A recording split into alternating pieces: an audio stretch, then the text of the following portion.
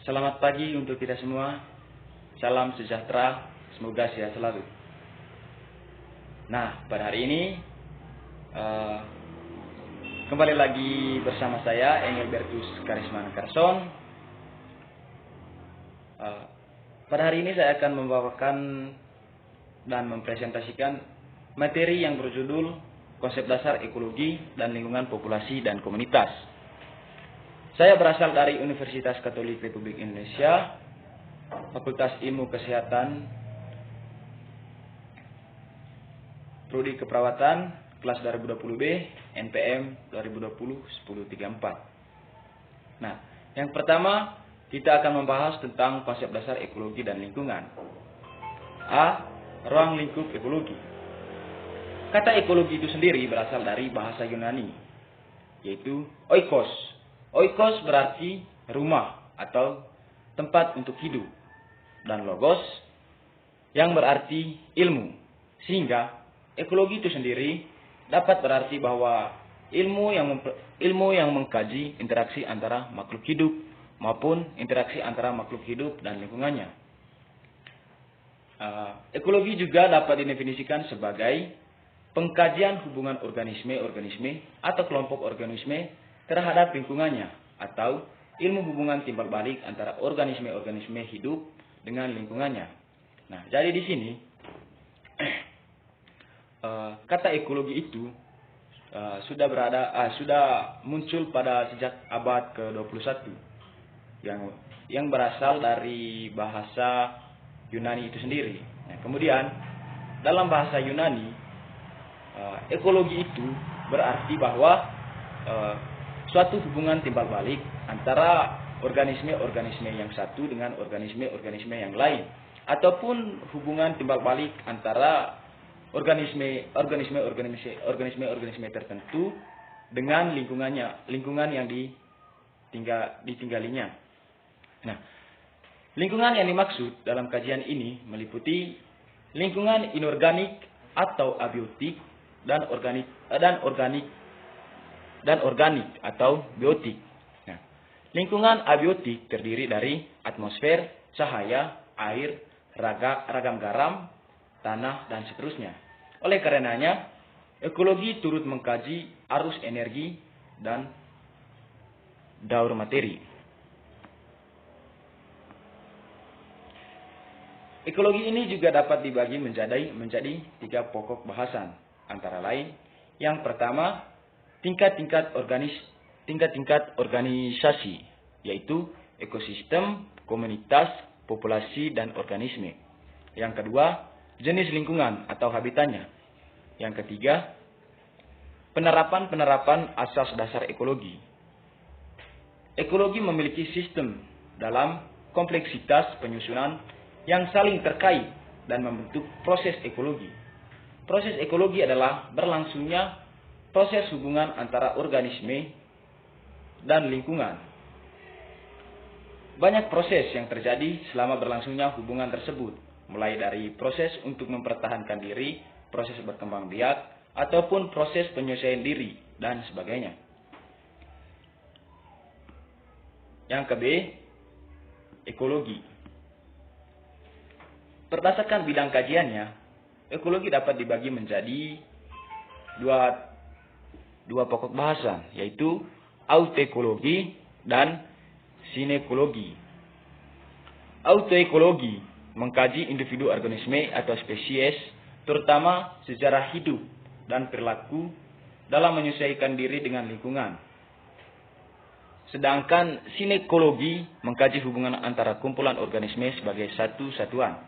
Nah, jadi di sini kalau untuk autoekologi itu lebih ke mengkaji individu atau spesies mengenai sejarah-sejarah hidupnya, baik dalam sejarah hubungan antara dengan organisme maupun dengan lingkungannya. Sedangkan sinekologi itu mengkaji antara kumpulan organisme dengan satu-satuannya. Yang ke C, kaitan ekologi dengan ilmu lainnya.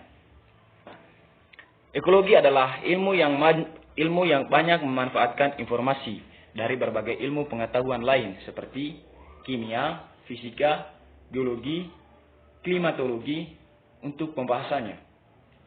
Penerapan ekologi di bidang pertanian dan perkebunan diantaranya adalah penggunaan kontrol biologi untuk pengendalian populasi hama guna meningkatkan produktivitas. Ekologi berkepentingan dalam menyelidiki interaksi organisme dengan lingkungannya. Pengamatan ini bertujuan untuk menemukan prinsip-prinsip yang terkandung dalam hidup timbal balik tersebut. Nah, ini adalah dua gambar yang memberikan contoh hubungan timbal balik antara organisme-organisme. Nah, gambar yang pertama menunjukkan posisi ekologi sebagai bagian dari biologi, sedangkan gambar yang kedua mengilustrasikan ilmu lingkungan atau bentuk persegi dan dinamika interaksi dalam ekologi. Interaksi ekologi yang dinamis di antara komponen-komponen lingkungan di dalamnya mengubah jumlah dan mutu lingkungan. Proses ekologi ini mengakibatkan upaya kelestarian lingkungan berpusat pada keseimbangan lingkungannya, yakni adanya keberlanjutan interaksi antara komponen walaupun mengalami perubahan struktur dan fungsi. Ini menunjukkan bahwa ekologi tidak hanya membahas interaksi semata, tetapi juga dinamika komponen-komponen yang berinteraksi. D. Konsep organisasi dalam populasi dan komunitas. Ekosistem tersusun atas tingkatan-tingkatan organisasi yang meliputi individu, populasi, komunitas yang saling berinteraksi, hingga membentuk suatu sistem kesatuan yang teratur, seperti disajikan dalam gambar ini.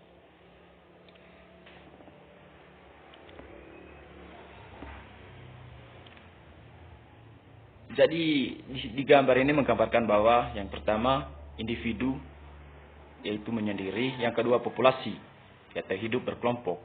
Nah, dari individu dan perorangan yang kemudian berkembang menjadi suatu kelompok atau populasi, sehingga hidup antara beberapa komunitas yang membentuk sebuah ekosistem.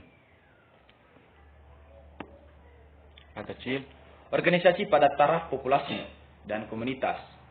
Yang pertama, populasi.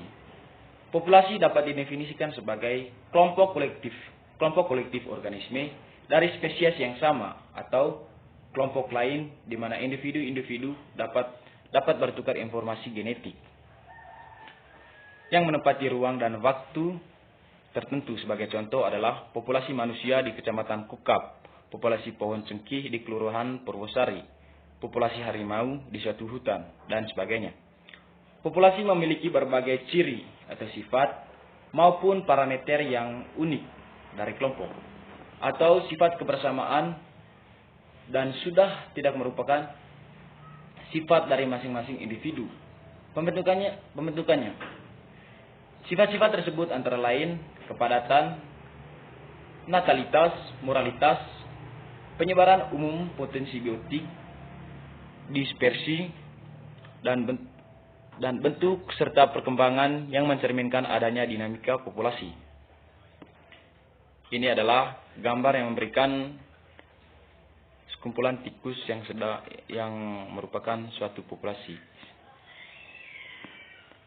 Salah satu bentuk dinamika populasi adalah pertumbuhan populasi, yaitu menyangkut kemampuan untuk menambah jumlah individu. Laju pertumbuhan populasi dinyatakan dalam jumlah pertambahan individu dalam populasi dibagi jangka waktu terjadinya penambahan tersebut. Misalnya, tahun 1990 populasi ular sawah di suatu ekosistem sawah terdapat 50 ekor. Kemudian pada tahun 2000 populasinya meningkat menjadi 120 ekor. Berdasarkan data tersebut dapat diketahui bahwa selama 10 tahun terjadi penambahan jumlah ular sawah sebanyak 70 ekor atau rata-rata 7 ekor tiap tahun. Kecepatan perubahan dapat dihitung dengan membagi jumlah gajah yang berkurang dengan lamanya waktu perubahan terjadi.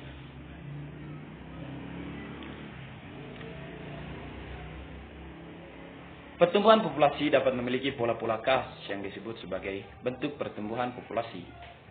Untuk keperluan perbandingan dapat diajukan dua pola dasar yang berdasarkan pada gambar aritmatik berbentuk kurva pertumbuhan seperti kurva pertumpahan berbentuk J dan S. Tipe-tipe yang berbeda ini dapat digabungkan atau diubah dalam berbagai cara menurut kekhususan berbagai organisme dan lingkungan.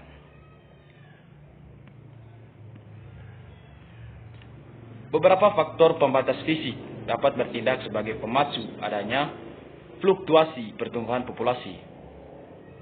Populasi cenderung berfluktuasi di atas dan di bawah daya dukung.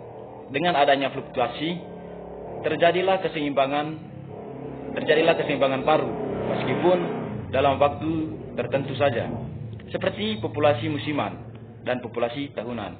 Penyebab kecepatan rata-rata dinamika populasi juga ada berbagai hal lainnya. Dari alam mungkin disebabkan oleh bencana alam, kebakaran, serangan penyakit, sedangkan dari manusia misalnya karena tebang pilih natalis dan moralitas yang merupakan penentu utama pertumbuhan populasi. Dinamika populasi dapat juga disebabkan imigrasi dan emigrasi. Hal ini khusus untuk organisme yang dapat bergerak, misalnya hewan dan manusia. Imigrasi adalah perpindahan suatu atau lebih organisme ke daerah organisme. Di daerah yang didatang sudah terdapat kelompok dari jenisnya. Imigrasi ini akan meningkatkan populasi. Distribusi umur individu dalam satu populasi merupakan sifat penting karena secara langsung dan tak langsung dapat mempengaruhi laju moralitas maupun laju natalis.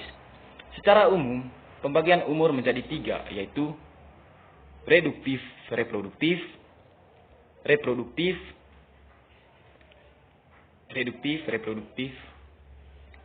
Perbandingan penyebaran golongan umur dalam populasi dapat menentukan keadaan arah reproduktif yang berlangsung dalam populasi, yang pada akhirnya akan mencerminkan struktur populasi dan sekaligus dapat dipakai untuk memperkirakan keadaan populasi di masa mendatang. Dalam mempelajari struktur populasi ini, tidak terlepas dari kajian mengenai piramida, seperti halnya kajian mengenai piramida penduduk pada struktur demografi manusia. Yang kedua, pengertian komunitas. Komunitas ialah kumpulan dari berbagai populasi yang hidup pada waktu dan daerah tertentu yang saling berinteraksi dan mempengaruhi satu sama lain. Komunitas ini memiliki derajat keterpaduan yang lebih kompleks bila dibandingkan dengan individu dan populasi. Dalam tingkatan komunitas ciri, sifat dan kemampuannya lebih tinggi dari populasi. Misalnya, dalam hal interaksi. Dalam komunitas bisa terjadi interaksi antara populasi, tidak hanya antara individu, spesies seperti pada populasi. Hubungan antar populasi ini menggambarkan berbagai keadaan, yaitu bisa saling menguntungkan sehingga terwujud suatu hubungan timpal balik yang positif bagi kedua belah pihak, atau bisa disebut dengan mutualisme. Sebaliknya, bisa juga terjadi hubungan salah satu pihak yang dirugikan atau parasitisme. Yang harus diperhatikan bila suatu komunitas sudah terbentuk, maka populasi-populasi yang ada haruslah hidup berdampingan atau bertetangga satu sama lain. Dalam biosistem komunitas ini bersosial dengan komponen non-hidup abiotik, membentuk suatu ekosistem. Yang ke macam-macam penyebaran pada populasi dan komunitas. Pola penyebaran tergantung pada sifat fisiokimia lingkungan maupun keistimewaan biologis organisme itu sendiri. Keragaman tak terbatas dari pola penyebaran demikian yang terjadi dalam alam secara kasar dapat dibedakan menjadi 3 kategori, yaitu yang pertama, penyebaran teratur atau seragam, di mana individu-individu terdapat pada tempat tertentu dalam komunitas. Penyebaran ini terjadi bila ada persaingan yang keras sehingga timbul kompetisi yang mendorong pembagian ruang hidup yang sama. Kedua, penyebaran secara acak atau random, di mana individu-individu menyebar dalam beberapa tempat dan mengelompok dalam tempat lainnya. Penyebaran ini jarang terjadi. Hal ini terjadi jika lingkungan homogen. Yang ketiga atau terakhir, penyebaran berkelompok atau berumpun, di mana individu-individu selalu ada dalam kelompok-kelompok dan sangat jarang terlihat sendiri secara terpisah. Pola ini umumnya dijumpai di alam karena adanya kebutuhan akan faktor lingkungan yang sama. Populasi cenderung diatur oleh komponen-komponen fisik seperti cuaca, arus, air, faktor kimia yang membatasi pencemaran dan sebagainya dalam ekosistem yang mempunyai keanekaragaman rendah atau dalam ekosistem yang menjadi sasaran gangguan-gangguan luar yang tidak dapat diduga. Sedangkan dalam ekosistem yang mempunyai keanekaragaman tinggi, populasi cenderung dikendalikan secara biologi dan seleksi alam. Baik, sekian dari saya untuk pemaparan materi tentang konsep dasar ekologi dan lingkungan populasi dan komunitas. Jadi, kesimpulan dari saya mengenai pemaparan materi ini bahwa